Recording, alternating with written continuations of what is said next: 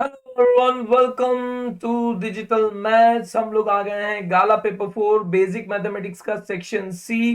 भाई सब लोग बोल रहे हैं स्टैंडर्ड का अपलोड कीजिए। देखो यार, टाइम की वजह से या जो भी मानो, लेकिन जल्द से जल्द मैं कोशिश पूरा कर रहा हूँ स्टैंडर्ड बेसिक सारे अपलोड कर दूं। साइंस के भी हमारे सेक्शन सी डी बाकी है, ऑल विल अपलोडेड। और आपको बता दूं, मेंटी मैराथन रेगुलर चल रहे हैं डेली 10 o'clock, तो उसकी वजह से तो और ज्यादा भाई 1 घंटा उसी में चला जाता है, तो हमारा दूसरा काम पेंडिंग है। बट वेल होप जल्द से जल्द हम लोग अपलोड अपलोड कर देंगे। So let's begin. काला paper 4 section C basic mathematics का सेक्शन सी हम लोग स्टार्ट करें। Some observations are arranged in an ascending order as this. If the median of the data is 67, find the value of this. Ascending order में तो 1 2 3 4 5 6 7 8 means mean even numbers है, even number of observation है, तो median equals to n by tooth term plus n by tooth plus 1th term upon 2। Median दिया हुआ है 67 equals to 8 by 2 means 4th term plus 5th term upon 2। तो 4th term क्या होगा, 67 equals to 4th term आपका है x minus 5 and 5th term x plus 1, तो x minus 5 plus x plus 1 upon 2 implies 67 equals to 2x minus 4 upon 2। देखो ये रहा आपका 2x माइनस 4 अपॉन 2, 2 मल्टीप्लीकेशन में जाएगा तो 14 1 12 13 134 equals to 2x minus 4 implies 138 equals to 2x implies 138 upon 2 equals to x। तो x आपका क्या हो जाएगा 69। सो x की वैल्यू आपकी 69 जो पूछा था, that is 69 is your answer. First question का आंसर 69 आ गया। Next, find the mode of the following data. तो मॉडल क्लास, भाई हाईएस्ट नंबर जो होता है वो मॉडल क्लास, दैट इज 48 आपका 48 वाला हाईएस्ट है, तो f1 f0 f2, तो z equals to l plus f1 minus f0 upon 2f1 minus f0 minus f2 into h। तो l आपका lower limit that is 30 plus f1 मतलब 48 minus f0 that is 31 अपॉन 2f1 that is 48 minus 31 minus 31 into h यानी आपका 10। तो ये हो जाएगा 30 प्लस 17 170। देखो 17 इंटू 10 170 240 48 दैट इज 96 माइनस 62 आपका हो जाएगा 30 plus 170 upon 96 minus 62 that is 34 34। so that is 30 plus 17 tens are 17 twos are that is 30 plus 5 that is 35। तो मोड यानी z आपका जो है वो 35 हो गया। चलिए समझ में आ रहा है। See go through each and every steps properly, और आपका डिस्क्रिप्शन में भाई सारी डिटेल्स हम लोग फॉरवर्ड करते रहते हैं। हमने जो भी पीडीएफ अब तक अपलोड की है, ये पेपर सॉल्व होते हैं, इसकी भी पीडीएफ आ जाएगी, तो you will get that PDF as well. For what value of k does the following pair of linear equation have infinitely many solution. भाई k की किस वैल्यू पर इनफिनिटली मेनी सॉल्यूशन होगा, तो इनफिनिटली मेनी सॉल्यूशन कब होता है, a1 upon a2 equals to b1 upon b2 equals to c1 upon c2। तो k by 12 equals to 3 by k। फिर बाकी आगे करने की जरूरत नहीं है, but you can write minus के माइनस 3 अपॉन माइनस के। हम लोग सिर्फ इतना ही पार्ट कंसिडर कर रहे हैं, तो it will be k square equals to 36 implies k equals to 6। लेकिन यहाँ पे देखो, वैसे देखा जाए तो प्लस और माइनस 6 दोनों वैल्यू ले सकते हैं, k की वैल्यू प्लस और माइनस 6 हो सकती है, both the values clear. Root है, so you can take plus और माइनस के प्लस और माइनस 6, ठीक है। लेकिन अगर इसको कंसीडर करें तो ये वाला पार्ट है, तो उसके हिसाब से सिर्फ प्लस 6 आता है, that's why we will consider it as plus 6। k equals to plus 6, clear. ये आपकी वैल्यू होगी। If the pair of linear equation is unique solution, भाई यूनिक सॉल्यूशन है तो p की यूनिक सॉल्यूशन के लिए होता है a1 upon a2 is not equals to b1 upon b2 implies 2 by p equals to 3 by minus 6 is not equals to, not equals to आता है तो -12 is not equals to 3p, तो p is not equals to -4, तो कोई भी real values नहीं होगी accept,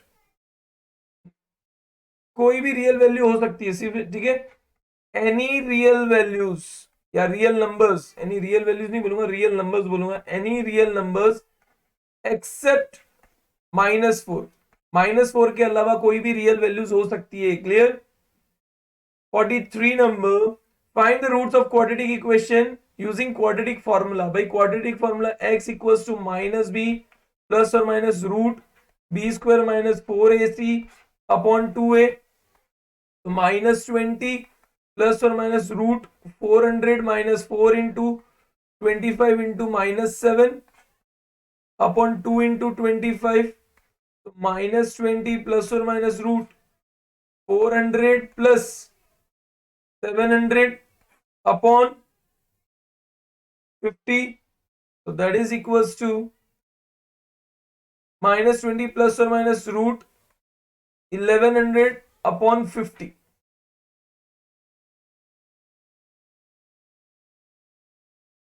तो आप 100 को कॉमन निकाल सकते हैं यहाँ पे, तो -20 प्लस और minus 10 root 11 upon 50 that is equals to -2 plus और माइनस रूट 11 अपॉन 5, तो x equals to -2 plus root 11 upon 5 और x equals to -2 minus root 11 upon 5, दोनों ऑप्शंस मतलब प्लस और माइनस मैंने लिखा है तो दोनों ऑप्शंस आपके आ जाते हैं। Next, find the sum of first 12 terms of the AP, तो a equals to -37, d equals to -33 minus of -37 -33 plus 37 that is equals to 4, then n equals to 12, s12 equals to, भाई sn आपको find करना है, तो sn equals to n by 2 in bracket 2a plus n minus 1d, तो s12 अगर n 12 है, भाई सम of 12 terms find करना है आपको, क्या फाइंड करना है, सम ऑफ 12 टर्म्स, भाई मेन चीज वही है, सम ऑफ 12 टर्म्स फाइंड करने हैं, तो 12 अपॉन 2 इन ब्रैकेट 2 है, दैट इज 2 into -37, तो 7 to 14 1 6 7 -74 plus 11 minus 12 minus 1 that is 11 and d is 4, तो ये आपका हो जाएगा 12 by 2 that is equals to 6 in bracket -74 plus 11 into 4 that is 44, तो 6 into -30 equals to -180, तो sum of 12 terms कितना हो गया, sum of 12 term is -180। चलिए, so next move on, 3 vertices of parallelogram are this, find the coordinates of the 4th vertices। भाई parallelogram दिया हुआ है, दिस इज अ पैरेललोग्राम, इसके 4 वर्टाइसेस दिए हुए, a 1,2, b 2,4, c 5,9, d को मैं ले लेता हूं x, y। आपको पता है कि diagonals of a vertices bisect each other, जो पैरेललोग्राम, वर्टाइसेस नहीं, पैरेललोग्राम के जो डायगोनल्स होते हैं एक दूसरे को बाइस, तो यानी O पॉइंट जो है वो AC का भी मिड पॉइंट है और BD का भी मिड पॉइंट, और दोनों का मिड पॉइंट सेम होगा। O पॉइंट जो है AC का भी मिड पॉइंट है और BD का भी मिड पॉइंट है, तो सेम होगा। तो मिड पॉइंट ऑफ, या आप सेंटेंस मेंशन कर सकते हो, यहाँ पे देखो सेंटेंस में मेंशन कर देता हूं, since diagonals of parallelogram bisect each other, therefore midpoint of AC equals to midpoint of BD। तो O जो है x1 plus x2, आपको पता है x1 plus x2 x1 plus x2 upon 2 comma y1 plus y2 upon 2 equals to O x3 plus x upon 2 comma लिखना है, comma y3 plus y upon 2, तो यहाँ पे क्या हो जाएगा, दोनों के कोऑर्डिनेट्स हम इक्वेट करेंगे बाद में, पहले O लिख देते हैं, दैट इज A में 1 plus 5 upon 2 comma y coordinate क्या है 2 plus 9, तो 2+9/2 इक्वल्स टू यहाँ पे x3 यानी ये वाला टर्म 2+x/2 कॉमा 4+y/2। देखो कोऑर्डिनेट्स ध्यान रखना है, कोऑर्डिनेट्स के हिसाब से करना है। Now what we can do is implies comparing x coordinate, जो भी x कोऑर्डिनेट है उनको कंपेयर करते हैं। तो 6/2 equals to 2+x/2, 2 cancel, implies x equals to 6 - 2, therefore x equals to 4। तो x की वैल्यू क्या आ गई 4। और सिमिलरली यहाँ पे x कोऑर्डिनेट की जगह मैं x एंड y कर देता हूं ताकि यहाँ पे y कोऑर्डिनेट भी कंपेयर कर सकते हैं। 11/2 equals to 4+y/2, 2 cancel, y equals to 11 - 4, therefore y equals to 7। तो डी कोऑर्डिनेट्स क्या हो गया, डी पॉइंट के कोऑर्डिनेट्स आपके बन गए, दैट इज 4,7। लास्ट स्टेटमेंट लिखना जरूरी है। सी मैं बार बार बता देता हूं, मैं यहाँ पे आपको कंसेप्ट समझा रहा हूं किस तरह से सॉल्व करना है। लिखने का तरीका बहुत अच्छे से होना चाहिए, इस तरह से नहीं लिखना है। बहुत सारे स्टूडेंट्स पूछे सर आप ऐसे बता रहे हो तो ये रैंडम लिखना अच्छी बात नहीं है, इस तरह से रॉन्ग हो जाएंगे ये सब। But I know concept you have to understand, concept समझो, बाकी लिखना तो बहुत अच्छे से यार, कंसेप्ट समझने की कोशिश करो। Find the point on the y-axis which is equidistant from the point this and this। भाई दो पॉइंट्स है, मान लो a -5, -2 एंड b 3, 2 और पॉइंट p जो है y एक्सिस पे तो 0, x। इसके coordinates find the coordinate equidistance है जो y एक्सिस से इक्विडिस्टेंस है, सॉरी 0, x नहीं 0, y लिखता हूं क्योंकि x 0 होता है। इक्विडिस्टेंस में means we can say AP equals to PB, तो root -5 + 0 whole square plus -2 - y whole square equals to root 0 - 3 whole square plus y -2 whole square. तो यहां पे हो जाएगा root root cancel, it will be -5 whole square that is 25 plus 4 + 2y, sorry 4 + 4y plus y square equals to 9 plus y square - 4y plus 4, y square cancel, 4 cancel, तो ये हो जाएगा 8y equals to implies 8y equals to 9 - 25 implies 8y equals to -16 implies 8, sorry y equals to 2 -2, y equals to -2। तो y की value क्या आ गई आपकी -2। Therefore point on y axis is 0, -2। Point on y axis is 0, -2। Next question number 47। ये क्या हो गया भाई, ये इस पे आ गया, वेट अ सेकेंड, थोड़ा सा कहीं ना कहीं गड़बड़ी आ जाती है, बट ठीक है ना, तो कर ही सकते हैं। ये थोड़ा सा कहीं मिसप्लेस हो जाता है। y equals to -2, point on y axis is 0, -2। That's all. चलिए next question number 47। The height of a solid cylinder is 12 centimeter, तो h equals to 12 centimeter and its diameter by d equals to 10 centimeter, तो r आपका हो जाएगा 5 centimeter। A conical cavity of same height and same diameter is hollowed from it, find the। देखो ये आपका cylinder था, cylinder में से आपका सेम हाइट और सेम डायमेंशन का रेडियस का कोन, क्लियर, कॉनिकल हैविटी। तो अब इसमें टोटल सरफेस एरिया फाइंड करना, तो ये वाला पोर्शन जो कट किया है ना, लोग बात क्या करते हैं माइनस कर देते, बट जब हम लोग कट करते हैं तो वो सरफेस के ऊपर आ गया है, मतलब वो सरफेस हमें दिखने लग गया है। टोटल सरफेस एरिया का मतलब वो सरफेस एरिया जो हमें बाहर से दिख रहा है।